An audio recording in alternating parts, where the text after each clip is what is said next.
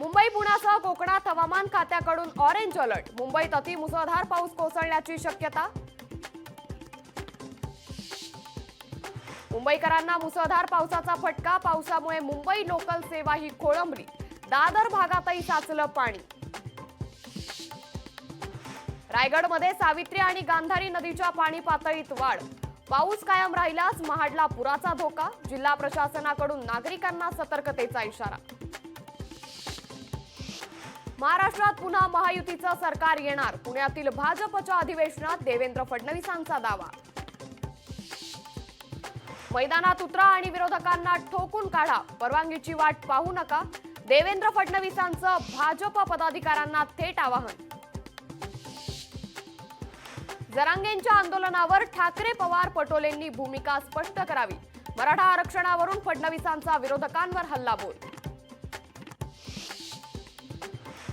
शरद पवारांचा अपमान केला नाही. सुप्रिया सुळेंकडून नरेटिव्ह सेट करण्याचा प्रयत्न. अजित पवारांकडून सुप्रिया सुळेंच्या आरोपाला उत्तर. मराठे काहीही करू शकतात. एक वेळ महाविकास आघाडी एकनाथ शिंदेचे उमेदवार निवडून देऊ, पण भाजपचे उमेदवार पाडणारच. मराठा आंदोलक जरांगेंचा भाजपला थेट इशारा.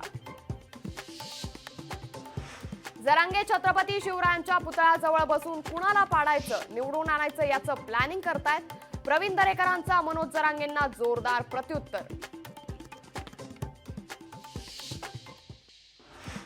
राष्ट्रवादीचे अध्यक्ष अजित पवार हे उद्या अहमदनगर दौऱ्यावर. नगर शहर, पारनेर, कर्जत आणि श्रीगोंदा इथं महिला मेळाव्याचं आयोजन.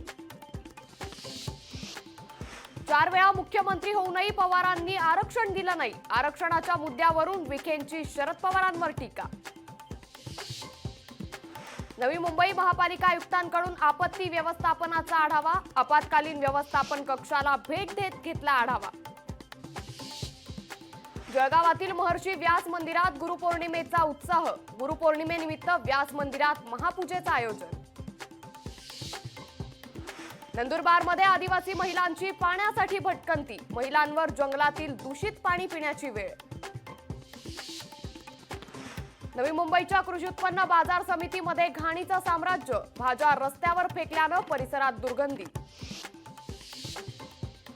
सातारा जिल्ह्यातील पश्चिम घाट परिसरामध्ये पावसाची संततधार कायम.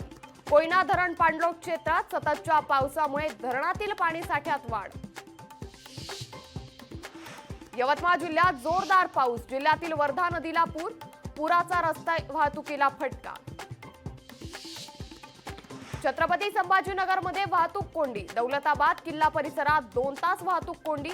वाहतूक कोंडीमुळे पर्यटकांचे हाल.